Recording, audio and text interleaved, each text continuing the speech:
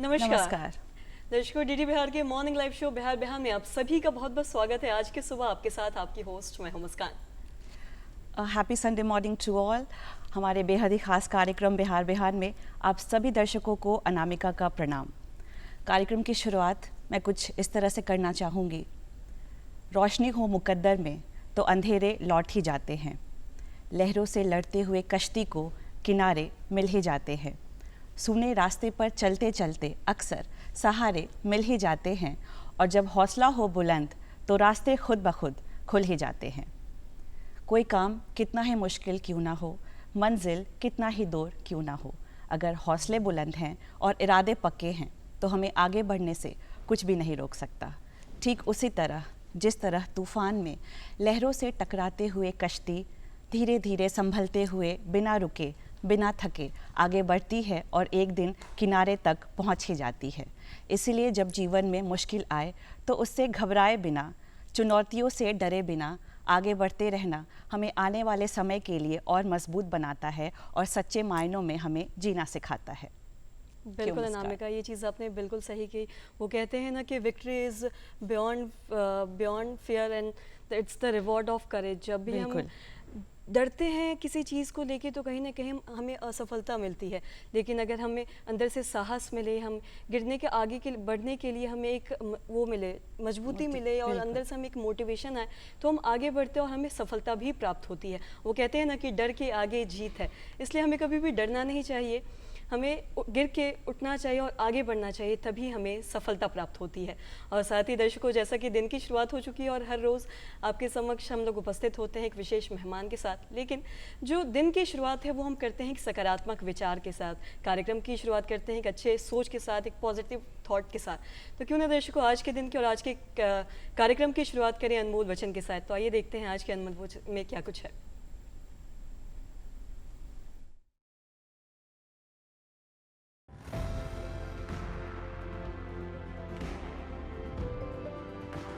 प्रसन्नता ही एकमात्र ऐसा इत्र है जिसे आप दूसरों पर छिड़कते हैं तो कुछ बूंदे आप पर भी पड़ती हैं। महात्मा गांधी।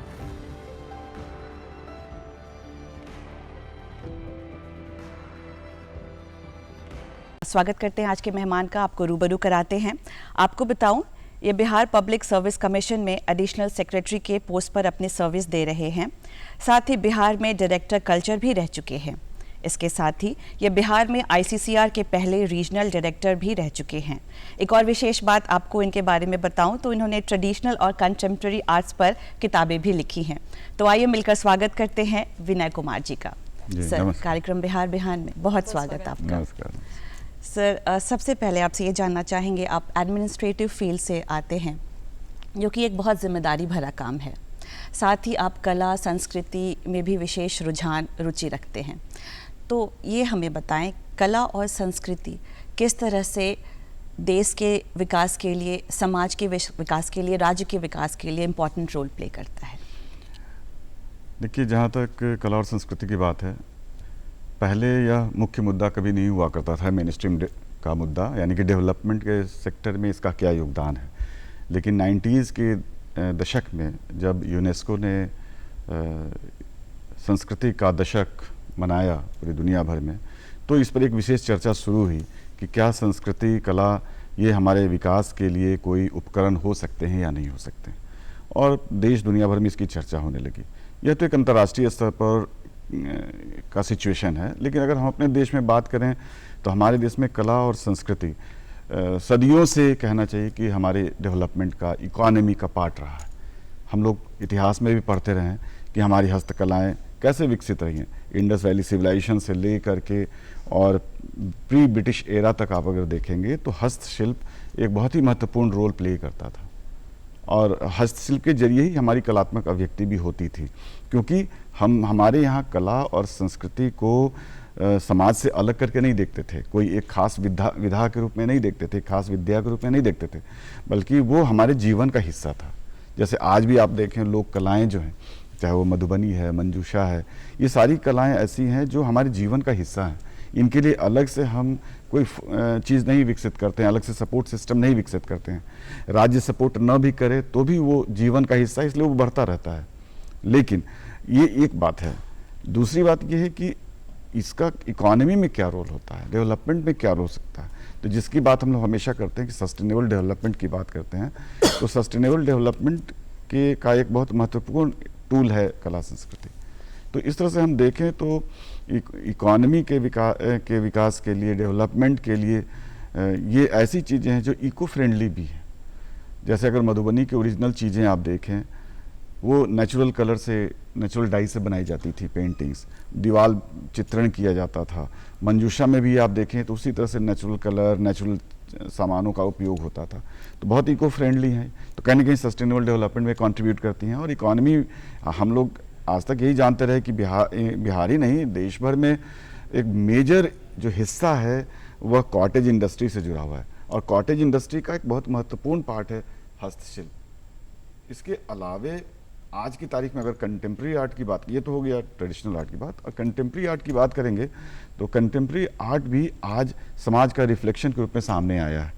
यह ठीक है कि 90s के पहले तक इंडियन आर्ट वेस्टर्न इन्फ्लुएंस में डेवलप हो रहा था, और उसके बाद से कंटेम्प्रेरी आर्ट ने देश के मुद्दों को, चाहे सामाजिक हो, आर्थिक हो, सामाजिक मुद्दे हों, है ना, इन तमाम मुद्दों को अपने कला के जरिए उन्होंने रिफ्लेक्ट करना शुरू किया है।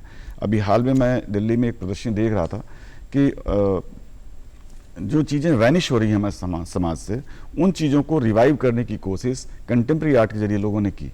कि हमारे जो डे टू डे यूज में यूटेंसिल्स थे या दूसरे उपकरण थे जो खेती बाड़ी में यूज होते थे, घर द्वार में यूज होते थे, उन सब का आज की तारीख में कंटेम्प्रेरी ढंग से एक्सप्रेशन करके हम कहीं ना कहीं से अपनी पुरानी चीज़ों को, उनकी स्मृतियों को बनाए रखना चाहते हैं, उसे खोने से बचाने की कोशिश करना चाहते हैं। तो मेरा कहना है कि कहीं ना कहीं से कला और संस्कृति हमारे समाज का रिफ्लेक्शन है, एक बेहतर समाज का रिफ्लेक्शन है। हमारा समाज कैसे सोचता है, कैसे, तो हमारा जीवन शैली के प्रति क्या नज़रिया है, सबको अभिव्यक्त करता है कला संस्कृति। तो कला संस्कृति का विकास कहीं ना कहीं से हमारे समाज के विकास के लिए, हमारे विकास के लिए, सस्टेनेबल डेवलपमेंट के लिए और हमारी इकोनॉमी के ग्रोथ के लिए भी बहुत आवश्यक है। साथ ही जब हेरिटेज और संस्कृति की हम बात करते हैं तो ये इसको दिखाना और बताना हमारे आने वाली पीढ़ी के लिए बहुत ही ज़्यादा ज़रूरी है, और इसका जो सबसे बड़ा माध्यम है उनको बताने या फिर दिखाने का वो है चित्रकला।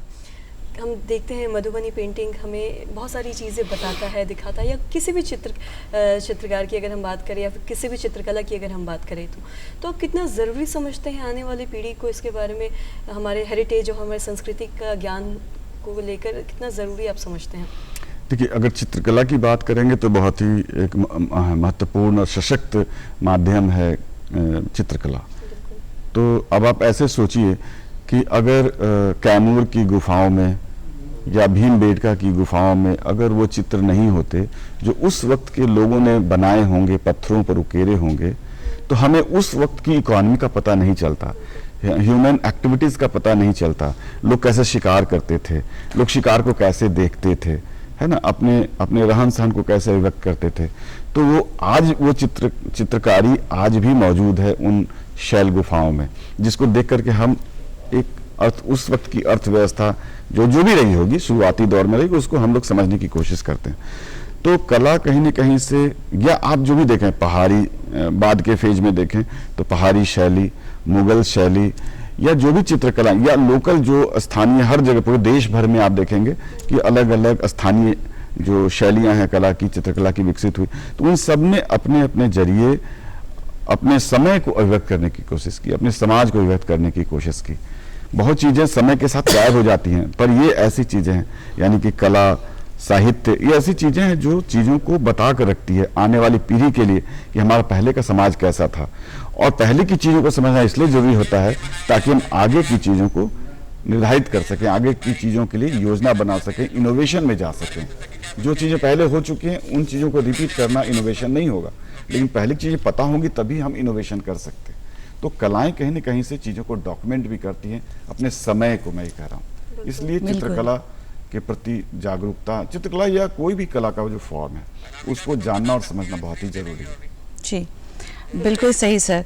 अगर अभी के समय की बात करें तो आज का नेशनल सिनेरियो क्या है और बिहार वहाँ अभी कहाँ स्टैंड करता है? बिल्कुल अनामिका, इस चीज़ पे हम बात करेंगे, लेकिन हम ये भी जानते हैं कि 23 अगस्त ये हम सभी के लिए काफ़ी ऐतिहासिक वाला दिन था, क्योंकि और ये अभी आने भी वाला है, पिछले साल की ये बात है, इस दिन हमने एक उत्साह के तौर पे ये दिन मनाया गया था, क्योंकि इस दिन India became the first country जिसने अपना साउथ पोल पे अपना स्पेसक्राफ्ट लैंड किया था। और साथ ही दर्शकों आपको बता दें कि प्रधानमंत्री नरेंद्र मोदी जी ने 23 अगस्त को इस दिन के लिए नेशनल अंतर्राष्ट्रीय यानी कि स्पेस डे इस दिन को जो घोषित किया है। और साथ ही साथ आपको बता दें कि इस साल का जो थीम है वो ये है कि touching lives while touching the moon है। बिल्कुल सही कहा आपने मुस्कान। विकसित भारत के निर्माण के लिए हमारे माननीय प्रधानमंत्री जी की ये पहल, जिसमें युवाओं की भूमिका भी ज़रूरी है, इसीलिए ये ज़रूरी है कि युवा भी आगे आएं और स्पेस के क्षेत्र में आगे बढ़े, खुद को आगे बढ़ाएं, देश को आगे लेकर जाएं। आइए देखते हैं इस आने वाले विशेष दिन के लिए हमारे एक्सपर्ट की क्या राय है।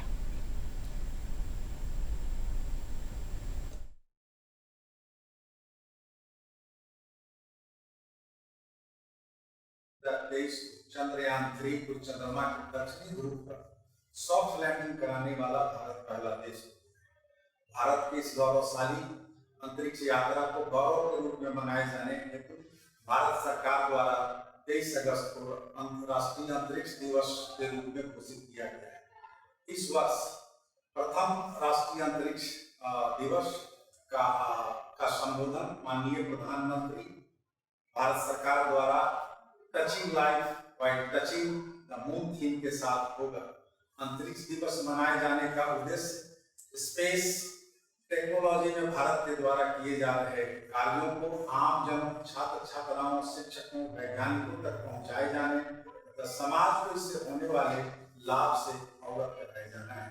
साथ ही युवाओं को स्पेस टेक्नोलॉजी में अभिरुचि उत्पन्न कराने तथा अंतरिक्ष में रिसर्च कार्य हेतु प्रेरित करने के लिए इस दिवस का आयोजन किए जाने का मुख्य उद्देश्य है, ताकि स्पेस टेक्नोलॉजी और रिसर्च के क्षेत्र में हो रहे कार्य को आगे बढ़ाते हुए हमारे राष्ट्र को अग्रणी स्थान पर पहुंचाया जा सके।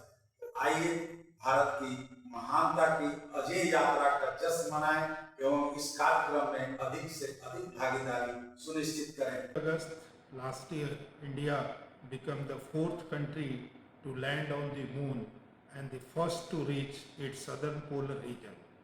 To honor this landmark achievement, Honorable Prime Minister of India, Shri Narendra Modi ji declared August 23rd as a National Space Day. India is celebrating its maiden National Space Day on August 23rd, 2024 with the theme Touching Lives while Touching the Moon, Indian Space Saga. The celebration of National Space Day at Bharat Mandapam will be organized by the ISRO, and I think it is beneficial to all the scientists and the citizens who want to participate in this national events of the pride. I must congratulate the ISRO and their scientists of the ISRO who has done this remarkable achievement in the space science in the history of India. Thank you very much. हम जानते हैं 23 अगस्त national science day के रूप में मनाया जा रहा है और हर साल ये मनाया जाता है और हमारे पूरे भारत में हम जानते हैं शुरू से ही इंफॉर्मेशन टेक्नोलॉजी का बहुत ही बड़ा योगदान रहा है और जितने भी हमारे भारत के शिक्षक संस्थान हैं इस दिन तरह तरह के कुछ न कुछ इंफॉर्मेशन टेक्नोलॉजी या स्पेस से रिलेटेड कुछ न कुछ कार्यक्रम को आयोजित किया जाता है जिसमें स्टूडेंट्स जो है वो बढ़ चढ़ कर शामिल होते हैं और चूंकि हम जानते हैं कि हमारे स्टूडेंट्स जितने भी भारत के हैं या जितने भी शिक्षक संस्थानों में पढ़ रहे हैं उनमें एक तरह का क्रिएटिविटी इनोवेशंस वो क्रिएट करते हैं। तो हम चाहेंगे कि हर स्टूडेंट्स हर युवा पीढ़ी जो है इस दिन को एक हर्ष और उल्लास के साथ मनाए और इंफॉर्मेशन टेक्नोलॉजी के जो गुण हैं उसको वो अपने क्रिएटिविटी के साथ। कार्यक्रम बिहार बिहान में आप सभी दर्शकों का एक बार फिर से स्वागत है। हम बातें कर रहे हैं विनय कुमार जी से। सर, ब्रेक पर जाने से पहले हम जिक्र कर रहे थे कला और संस्कृति को कैसे इनरिच कर सकते हैं, ये किस तरह से हमारे इकोनॉमी को बूस्ट करता है और भी बहुत सारी बातें। सर, आपसे ये जानना चाहेंगे कि कला और संस्कृति को और मजबूत बनाने के लिए, उसे और समृद्ध बनाने के लिए क्या क्या करने की ज़रूरत है, क्या क्या स्टेप्स उठाने की ज़रूरत है इस बदलते समय की अगर बात करें तो?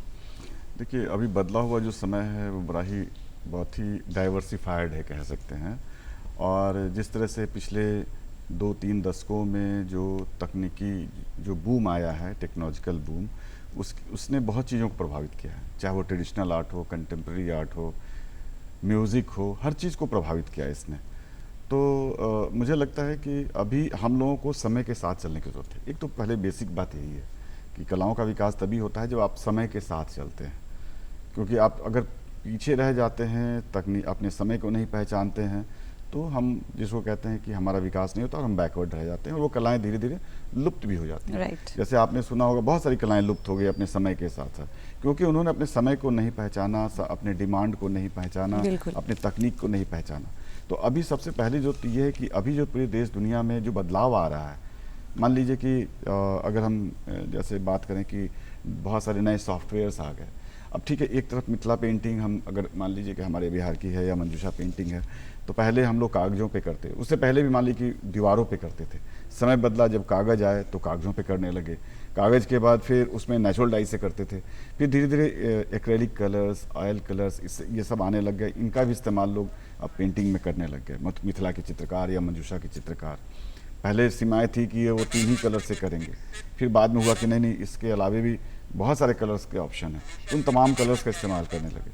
तो और अब देखिए, अगर लोग कई बार अब सॉफ्टवेयर का इस्तेमाल करके भी पहले विजुअलाइज कर ले रहे हैं और तब जाके कैनवस पे कर रहे हैं, पेपर पे कर रहे हैं। तो समय बदल रहा है, तो उन चीज़ों को इस्तेमाल करना सबसे ज़्यादा जरूरी है। कला संस्कृति का विकास तभी होगा। अगर कल तक हम म्यूज़िक करते थे तो सिर्फ अगर ट्रेडिशनल इंस्ट्रूमेंट का हम यूज़ कर रहे हैं तो ठीक है, ट्रेडिशनल इंस्ट्रूमेंट को बचाए रखें, पर ट्रेडिशनल इंस्ट्रूमेंट के साथ साथ जो अभी मॉडर्न टेक्निक्स आ गए हैं उसका भी इस्तेमाल करेंगे तो चीज़ें समय से आगे जाएंगी। बिल्कुल। तो ये एक बुनियादी ज़रूरत है कि हमें अपने बदलते समय को पहचानना होगा, नए टेक्नोलॉजी और तकनीक को इस्तेमाल करना होगा। अब पटना कलम की बात करें, जैसे हमारा बिहार का बड़ा नामी चित्रकला शैली है, तो रहा है वो, अब तो वो लुप्त हो चुका है, क्योंकि वो जिस तरह से वो विकसित हुआ लेकिन उसको किसी ने परस्यू नहीं किया, इसलिए वो गायब हो गया।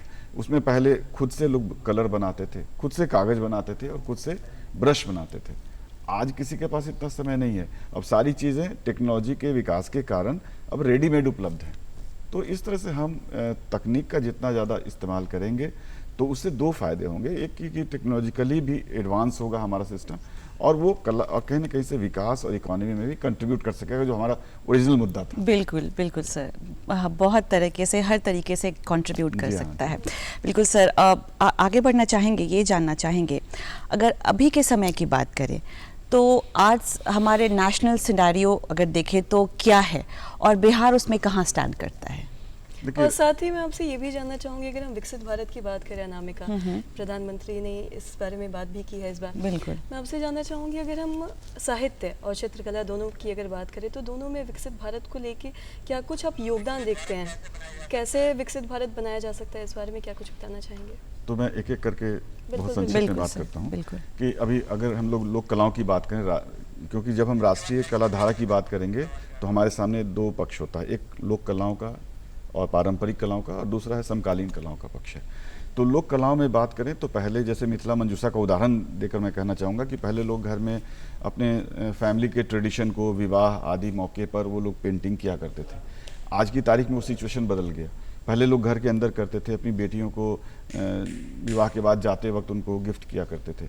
आज वो पेंटर डिफरेंट वर्कशॉप्स में जा रहे हैं, आज वो पेंटर बड़ी बड़ी कला दीर्घाओं में एग्जिबिट हो रहे हैं, आज वो पेंटर इंटरनेशनल एग्जीबिशंस में जा रहे हैं। तो ये परिवर्तन आया है लोक कलाओं में। समकालीन कलाओं की अगर हम बात करें तो पहले वेस्टर्न इन्फ्लुएंस से हमारा इंडियन आर्ट डेवलप हुआ, लेकिन बाद में जाकर उसने अपना आइडेंटिटी, अपनी पहचान बनाई, और राष्ट्रीय स्तर पे जो खास परिवर्तन आया है पिछले 2 दशकों में, मैं कहना चाहता हूँ वो ये है कि कलाएँ जो हैं, समकालीन कलाएँ स्टूडियो से बाहर निकली हैं। यानी पहले एक आर्टिस्ट केवल अपने कमरे के भीतर या एक स्टूडियो होता था, एक इंडोर स्पेस जिसमें वो पेंटिंग करता था या कुछ भी काम करता था, लेकिन अब वो चीज़ें बाहर चली गई। बड़े बड़े इंस्टॉलेशंस होने लग गए, बड़े नेचर में जाकर इंस्टॉलेशंस होने लग गए, किसी पहाड़ को लेकर इंस्टॉलेशन कर रहे हैं, खेत को लेकर इंस्टॉलेशन कर रहे हैं, यानी कि कलाएं अब एक कमरे के भीतर सीमित नहीं रह गई। बिल्कुल। एक बात ये हुआ टेक्निक के स्तर पे। दूसरा कि जो मुद्दे हैं, पहले लैंडस्केप्स, एब्स्ट्रैक्शन, है ना, कि आप खुद देखो खुद समझ लो वाली बात होती थी, लेकिन अब वो बात नहीं रहेगी। अब हमारी जो कलाएं हैं वो नेशनल इश्यूज़ को एड्रेस कर रही हैं, सोशल इश्यूज़ को एड्रेस कर रही हैं, पॉलिटिकल इश्यूज़ को एड्रेस कर रही हैं। तो ये एक बहुत बड़ा बदलाव है जो कहीं ना कहीं से, चाहे एक वेई करके जो चाइनीज़ आर्टिस्ट हैं या बहुत सारे आर्टिस्ट हैं जिन्होंने बड़े सामाजिक और राष्ट्रीय स्तर, अंतर्राष्ट्रीय स्तर के मुद्दों को कलाओं के ज़रिए अंतर्राष्ट्रीय विचार विमर्श का मुद्दा बनाया। तो कलाओं में ये बेसिक परिवर्तन है। अपने देश में भी ये चीज़ें काफ़ी रिफ्लेक्ट हो रही हैं। कोई भी कहीं क्राइसिस होता है, उन क्राइसिस पे हमारे आर्टिस्ट पेंट करते हैं। हमारे फार्मर्स का इशू हो या हमारे किसी भी सोशल इश्यूज़ को लेकर के हो, महिलाओं का मुद्दा हो, सब में हमारे आर्टिस्ट आज के डेट में रिफ्लेक्ट कर रहे हैं। बिल्कुल सर, ये चीज़ आपने बिल्कुल सही कही। जब भी हम बात चित्रकला की करते हैं तो कहीं ना कहीं हम देखते हैं कि ये अपनी कीर्ति के ज़रिए समाज की दशा दिशा दोनों को ही बदलने में सक्षम है, और कहीं ना कहीं समाज कल्याण में भी चित्रकला का एक बहुत बड़ा योगदान है। क्यों अनामिका? और सर काफ़ी चीज़ों पे आपने हमें तमाम जानकारी दी, बहुत ही ये महत्वपूर्ण जानकारी है हमारे दर्शकों के लिए भी। सर आप हमारे कार्यक्रम में आए, अपना कीमती वक्त आपने दिया, इसके लिए बहुत बहुत शुक्रिया सर आपका। बहुत धन्यवाद बहुत सर। धन्यवाद, शुक्रिया।